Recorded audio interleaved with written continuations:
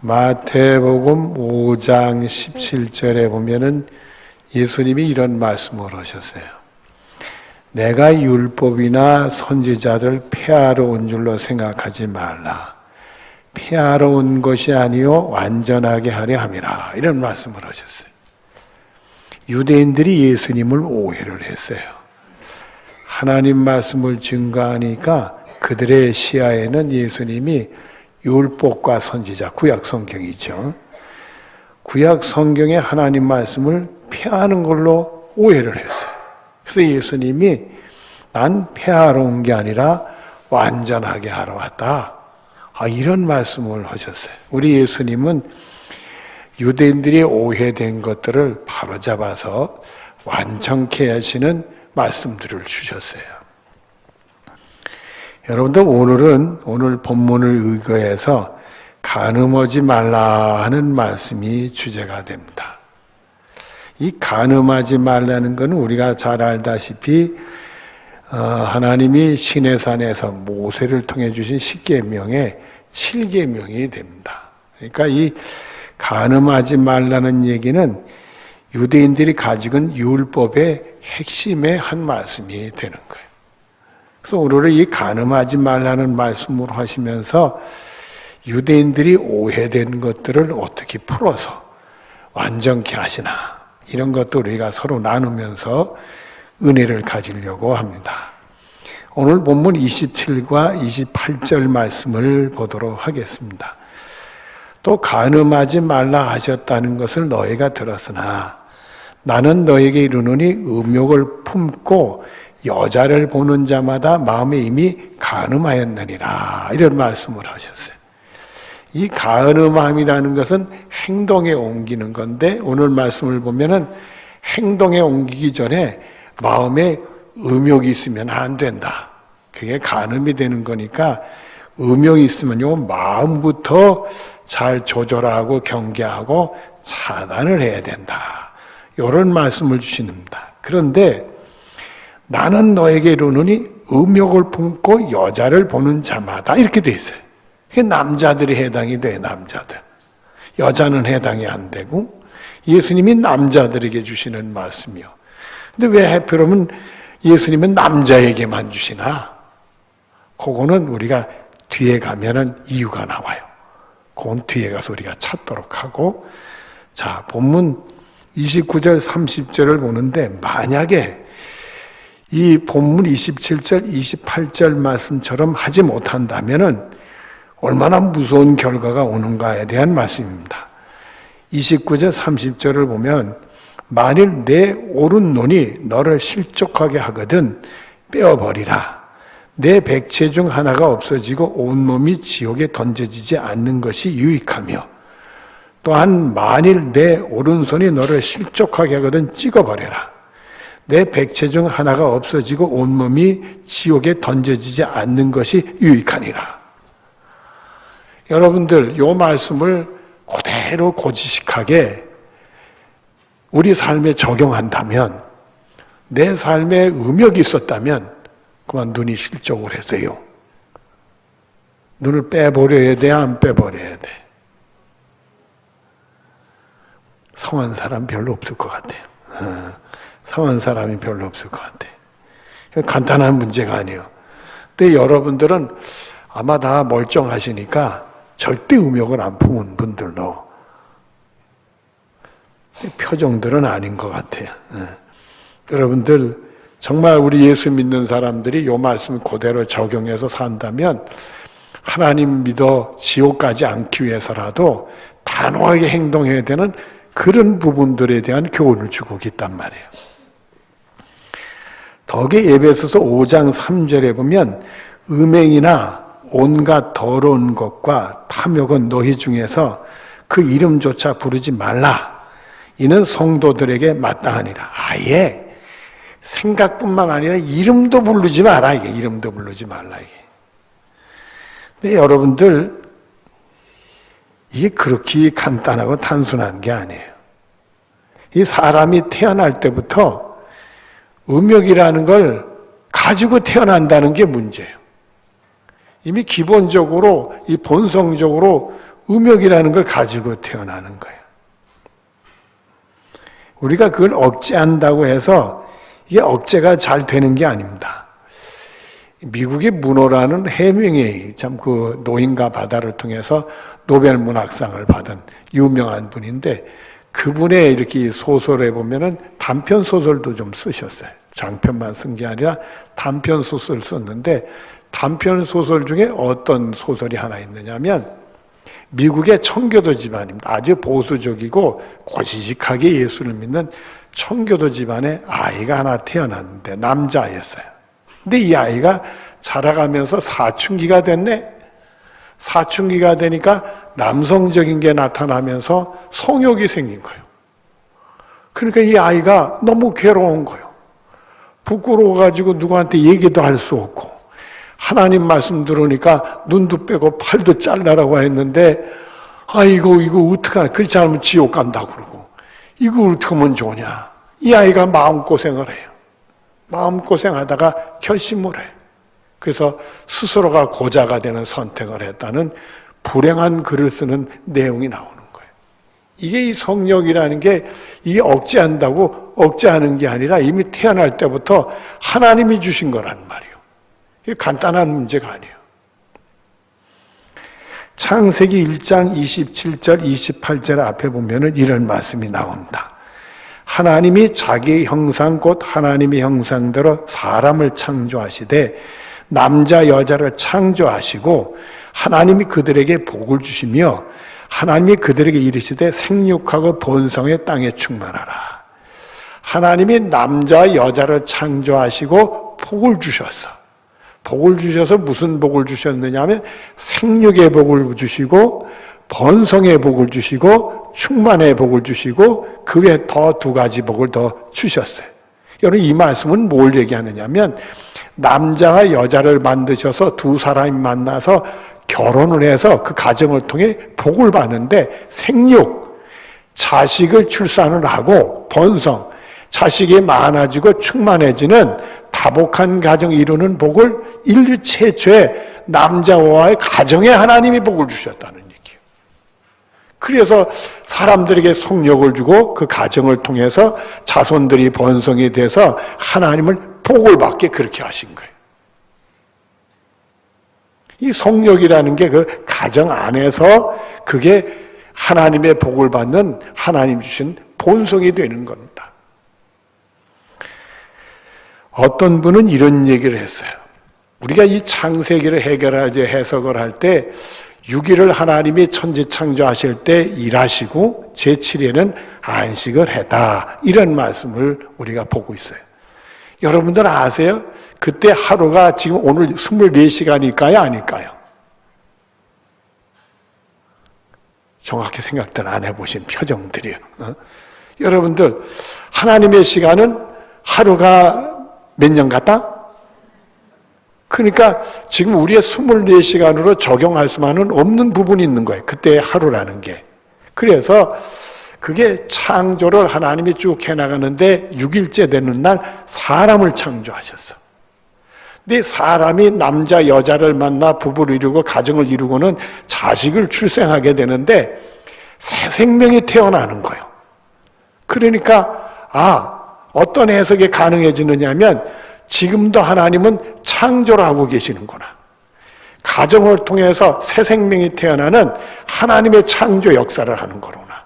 그래서 하나님의 시간은 하루가 천년 같으니까 하루, 이틀, 사흘, 나흘, 닷새, 엿새, 아마 사람 창조한 게 6일이니까 6일째가 지금 6일째 어느 날이고, 그 다음에 예수님이 이 땅에 재림하신 날 우리가 천국 가서 안식하니까 그때 진정한 안식일이 우리에게 돌아오게 된다.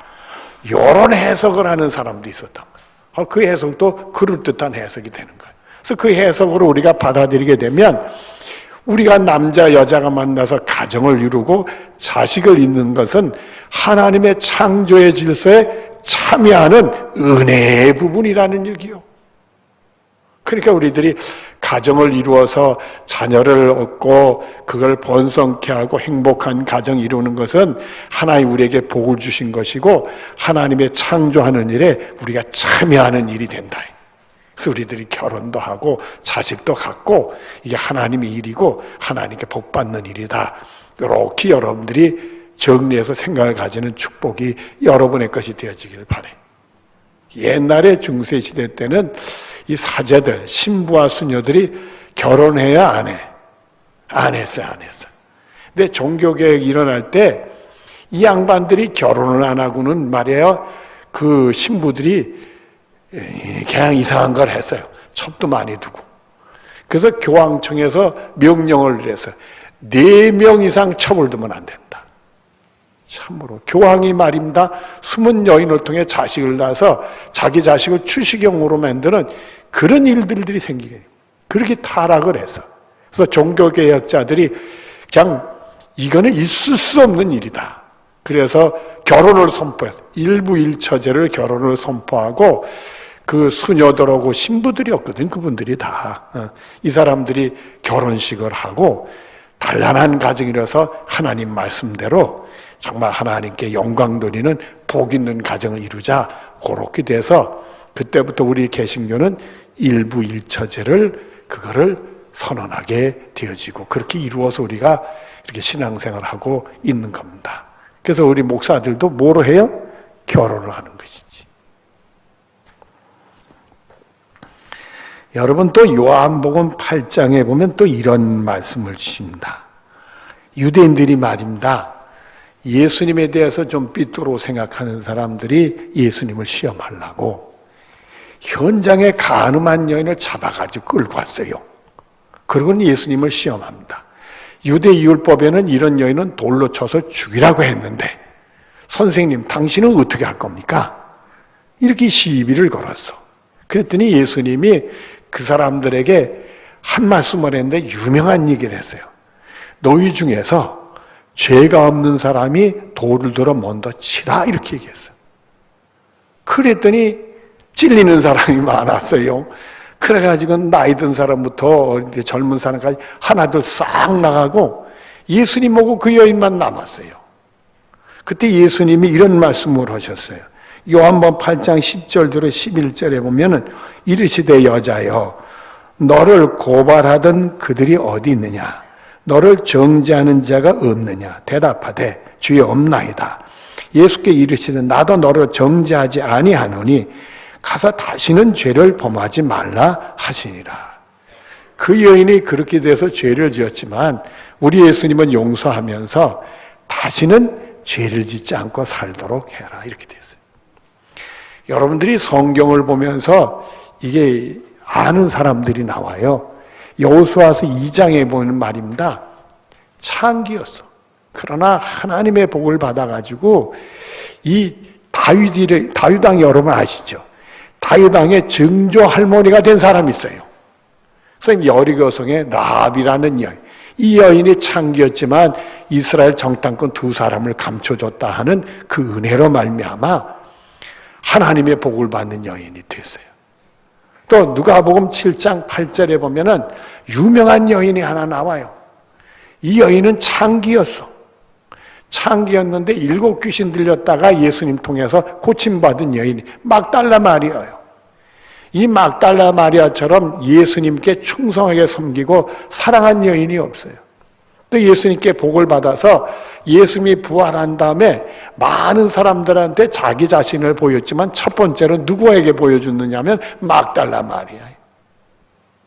그처럼 하나님의 복을 받은 여인이 되어져 있단 말이에요. 이런 걸 보면은 고린도후서 5장 17절에 그런즉 누구든지 그리스도 안에 있으면 새로운 피조물이라 이전 것은 지나갔으니 보라 새 것이. 누구든지 주님께서는 예수 믿는 사람들은 다 죄를 용서받고 구원받고 새로운 인생을 사는 그런 은혜를 베풀어 주시더라. 이게. 그리고 오늘 본문 31절 32절에 보면은 왜 예수님이 간음하지 말라는 말씀을 하면서 특별히 남자들에게 이 말씀을 하느냐? 그 이유가 나와요. 그 이유가. 자, 우리 한번 보시죠. 31절, 32절을 보면 또 일러서되 누구든지 아내를 버리려거든 이혼 증수를 줄 것이라 하였으나 나는 너에게 이르노니 누구든지 음행한 이유 없이 아내를 버리면 이는 그로 간음하게 하며 또 누구든지 버림받은 여자에게 장가드는 자도 간음함이라. 이렇게 돼 있어요. 이스라엘 사람들이 이혼할 때 이혼 증서를 써서 이혼을 했어요. 파혼을 했어. 그런데 예수님은 그렇게 해주면은 내가 그 여인을 간음시키는 거고도 너도 새 장가 들면 간음한 거다. 이렇게 얘기를 했어요. 아니 예수님이 왜 이 얘기를 했느냐? 이스라엘 사람들이 하나님 말씀을 희한하게 곡해를 했어요. 신명기 24장 1절에 보면은 사람이 아내를 맞이하여 데려온 후에 그에게 수치되는 일이 있는 것을 발견하고 그를 기뻐하지 아니하면 이혼 증서를 써서 그 손에 주고 자기 집에서 내보낼 것이요. 여기 보면 결혼했더니 여인에게 수치스러운 일이 발견이 됐다 이거예요.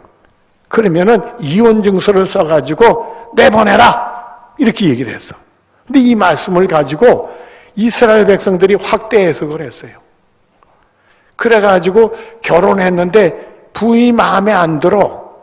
그러면 그냥 별것도 아닌 시비를 걸어가지고 쫓아내버려.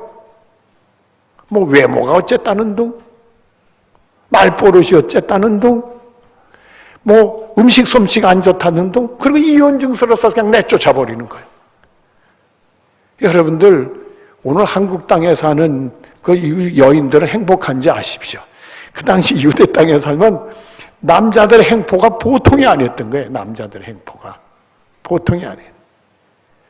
저희 어머니가 지금 돌아가셔서 고인이 됐지만은 어머니한테 죄송하지만은 제가 장가 갈 때 어머니가 부탁한 게 하나 있어요. 뭘 부탁했는데 다른 부탁한 적 없어요.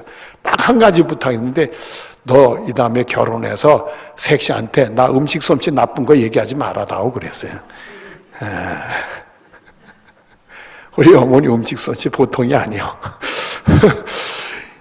우리 어머니는 아버님이 일찍 돌아가셨으니까 망정이지 쫓겨날 뻔했네. 쫓겨냈어요. 우리 예수님이 그것에 대해서 이런 말씀을 하셨어요. 마태복음 19장 8절에 보면은 예수께서 이르시되 모세가 너희 마음이 완악함 때문에 아내를 버림을 허락하였으나 본래는 그렇지 아니하니라 이렇게 말씀했어요. 하도 이스라엘 백성들의 남자가 행포를 부리니까 그러니까 그래도 여인이 가서 다시 결혼할 수 있도록 그냥 내쫓으면 결혼도 못하거든.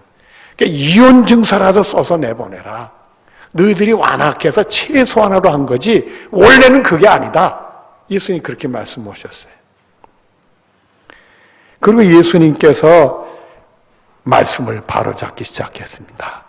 완전하게 말씀을 하셨어요. 그것이 마태복음 19장 4절부터 6절까지의 말씀입니다. 이 말씀 속에는 창세기 2장 24절을 인용한 말씀들이 나오는데 한번 찾아보십시다. 마태복음 19장 4절부터 6절까지의 말씀입니다.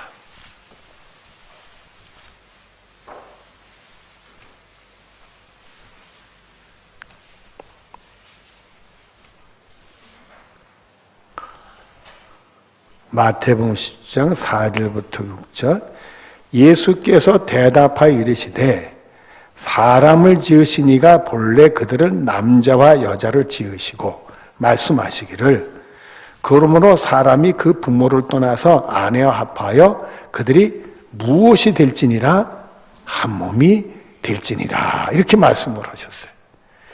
하나님이 남자 여자를 만나서 결혼해서 부모를 떠나서 아내와 합해서 한 몸이 되어야 된다.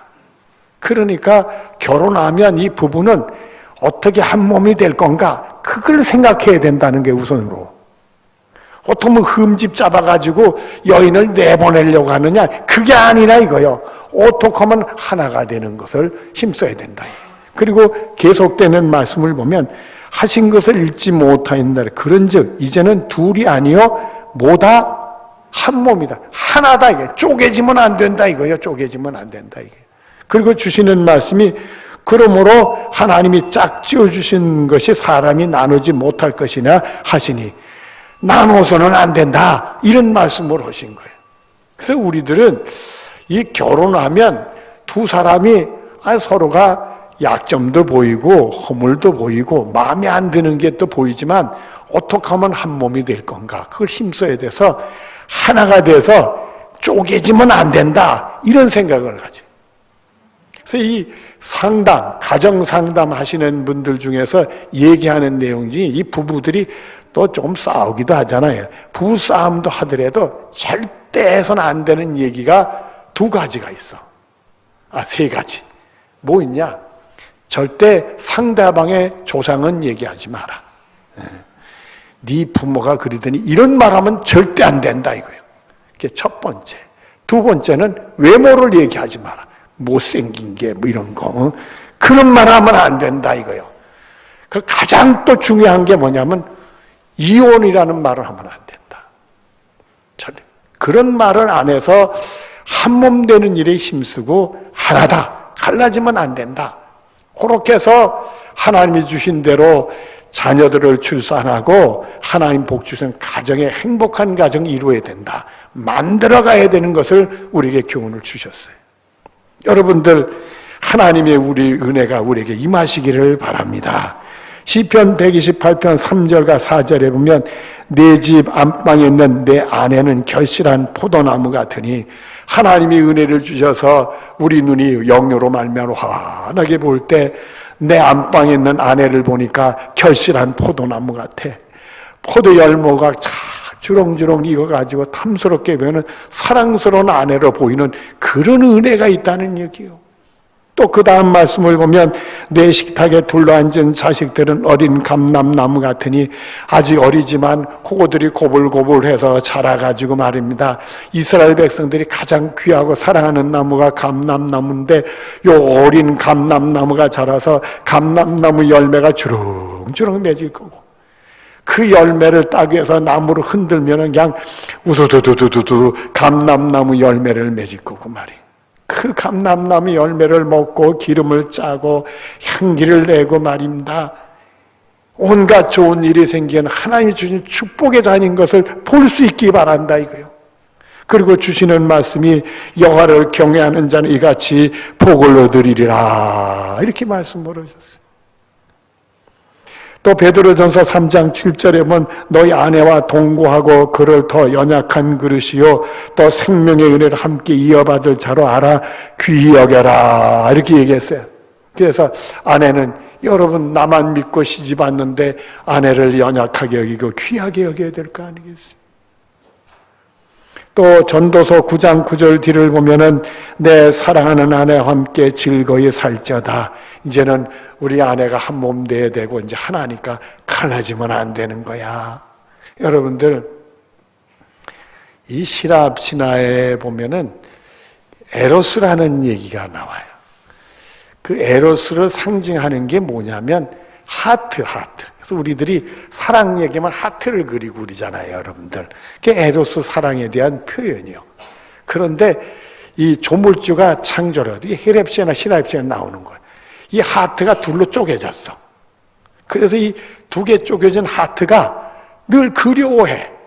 그래서 짝을 만나면, 이성 간의 짝을 만나면 하트가 딱 붙어서 원 하트의 모양을 이루어지는 거다.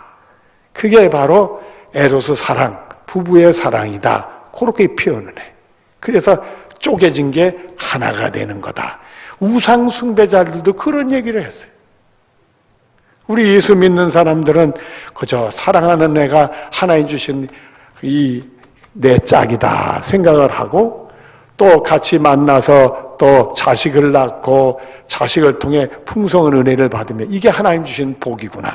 이렇게 생각해서 아내를 더불어 즐겁게 살라. 그리고 주시는 말씀이 그것이 내게 평생의 해 아래에서 수고하거든 내 몫이니라. 평생 고생했지만은 아내를 통해 행복을 얻고 자식을 통해 행복을 얻는 게 하나님이 나에게 수고로 주신 축복의 목이다. 이렇게 생각을 가져라 말씀을 주십니다. 여러분 금년을 마무리하고 내년에는 말입니다. 여러분의 가정이 서로 부부가 사랑하고 부모 자식을 통해서 또 이렇게 하나님의 축복을 받고 행복한 가정이 이룬 은혜가 여러분의 가정에 임하시기를 바랍니다. 기도하겠습니다. 사랑이 많으신 하나님 감사합니다. 은혜 중에 또 사랑하는 성도들과 더불어 가정을 통해 하나님의 축복을 받는 말씀을 나눴습니다. 눈을 들어보면 다 사랑스럽고 또 마음으로 간직하면 한 몸이고 너무 감사하고 내년에는 더욱 행복한 가정을 이룰 수 있도록 우리 가정에 하나님의 말씀을 부어 주시옵소서. 예수님의 이름으로 기도드리옵나이다. 아멘.